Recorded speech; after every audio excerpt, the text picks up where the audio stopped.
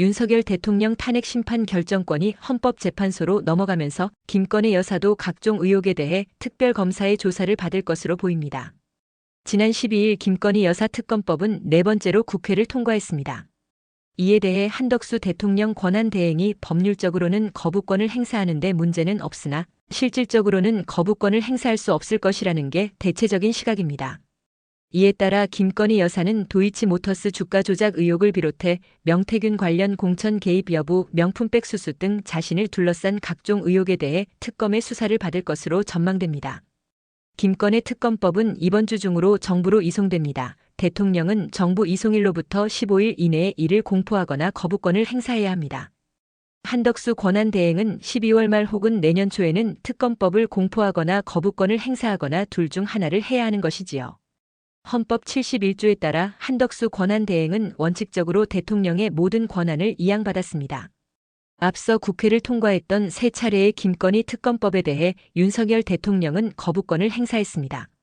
그래서 한덕수 권한대행이 종전 방침대로 거부권을 행사해도 법적 문제는 없다는 게 중론입니다. 실제 대통령 권한대행이 거부권을 행사한 전례도 있습니다. 2004년 노무현 대통령 탄핵 심판 기간 때 고건 권한대행이 거창 양민 학살 사건 보상 특별법과 사면법 개정안에 대해 거부권을 행사했었습니다.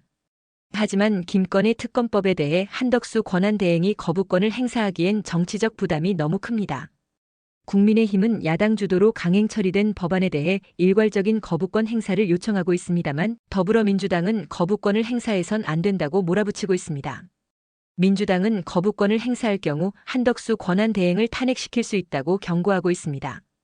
김민석 민주당 최고위원은 16일 열린 최고위원회의에서 권한대행 총리에겐 인사권과 법률 거부권을 행사할 능동적 권한이 없다며 내란 수사를 지연 또는 방해할 수 있는 어떤 자격도 없다고 말했습니다. 전현희 최고위원도 권한대행으로서 정치적 중립성을 무시하고 국민 권한을 침탈하는 입법 거부권 남용하는 것은 헌법 위반으로 또 다른 탄핵 사유가 될 수 있다고 경고했습니다. 박성준 원내 수석부대표도 같은 날 MBC 라디오에서 한 권한대행이 법률안 거부권을 행사하면 탄핵을 추진할 수 있다고 했습니다. 민주당은 앞서 한덕수 권한대행의 탄핵 소추를 검토하다가 국정 안정을 이유로 잠정 철회했는데 특검법을 거부할 경우 국회 차원의 탄핵을 다시 추진하겠다는 것입니다. 한덕수 권한대행이 거부권을 행사할 수 없는 더 큰 이유는 김건희 의혹에 대한 수사를 바라는 국민 여론이 압도적으로 높기 때문입니다. 김 여사는 윤석열 정부의 검찰로부터는 무혐의 처분을 받았지만 특검의 수사를 받을 가능성은 매우 높습니다.